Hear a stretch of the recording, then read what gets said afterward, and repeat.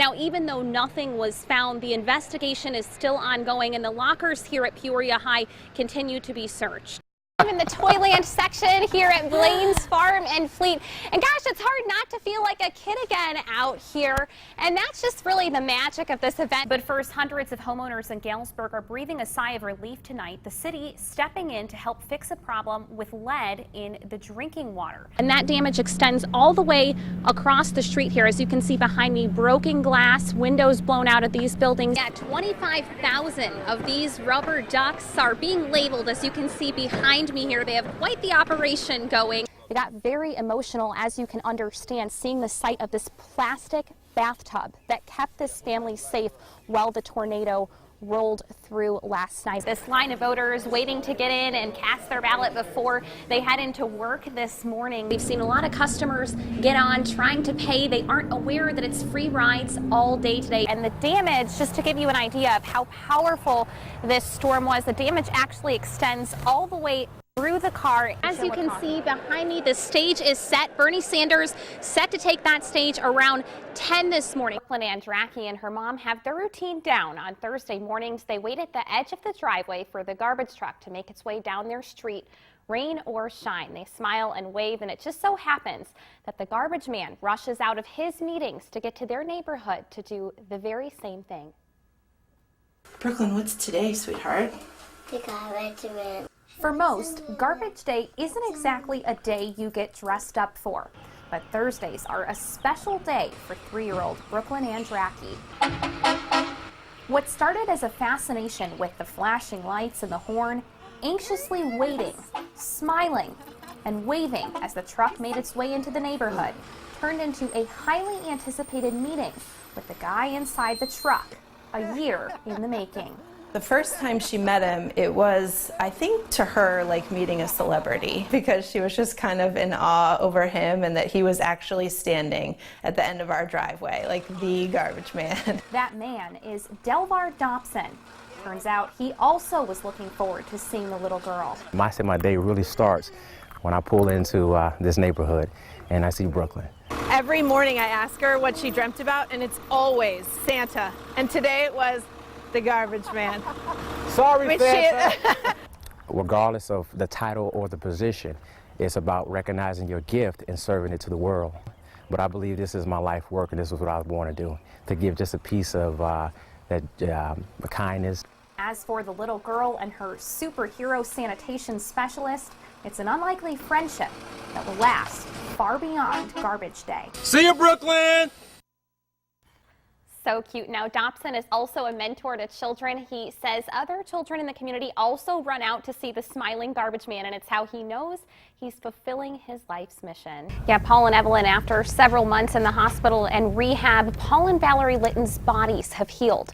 But now they're turning their focus on rebuilding in the same spot the explosion happened. 5 months ago, and still somewhat emotional.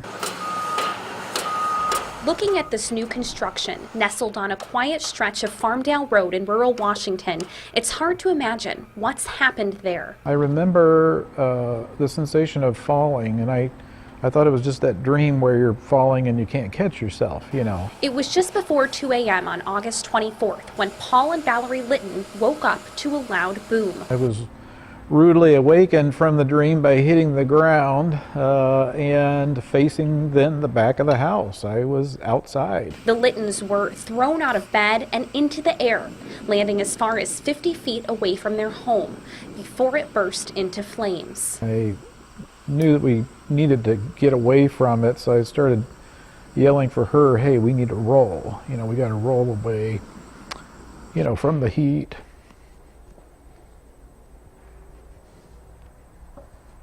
Sorry. The couple amazingly survived. Both had broken bones. Valerie had burns on up to 60% of her body. Nearly 6 months later, they're back to work and chose to rebuild in the same spot. We thought about whether it would be painful or not to rebuild out there. But yeah, we love it out there, though. It's a beautiful spot. A new place to build new memories, but the Littons say that night in August is one they'll never forget, and their story of survival will fill their new home with gratitude. We're just grateful and, you know, just happy, you know, that knowing that it could have been a lot worse, you know, and very thankful. Yeah, Paul, Terry Burnside attends every murder stand down. He runs a mentorship group to keep students away from violence, but none of that worked to stop the gunplay from affecting his own family Wednesday night. The shooting and car crash that followed at Martin Luther King and Hightower in Peoria involved his own family. I'm so happy that this is just minor little things, baby. You don't have to worry. Mommy is okay. A mother's words to her young son after being caught in the crossfire Wednesday night. Tiara Burnside and her 3-year-old and another mother and her child were returning from a trip to the grocery store when a shooter took aim at their car. The guy just approached the vehicle, looked in, and started shooting. You know, 2 women, 2 children. That's a heartless guy. Burnside was shot in the side, and as the car she was in sped away to avoid the gunfire, it was involved in a crash, injuring the 2 children in the back seat. It's a hard pill to swallow, but it keeps me focused, it keeps me grounded, it just encourages me all the more to do more for my community. Terry Burnside is Tiara's father. He's also a familiar voice against violence in the community. It's a cause close to his heart that's only becoming closer. This is the 2nd time I've been a victim. I had a son get shot a couple years ago. Wednesday night, Burnside rushed to the scene at Martin Luther King and Hightower to help, something he often does. But he didn't expect to find his own family there. You know, I tell a lot of people, don't wait till it hits your doorstep to get involved. You know, I need to be concerned about my neighbor's children, my family's children. You know, it's at the end of the day, we just need to be more concerned about our community. Burnside says this is a fight he can't win alone. We need a more collective effort on our community to do more, band together, collaborate more. You know, we've been working out a lot of silos. Let's get out of the silos and let's join hands. Let's make a safer Peoria.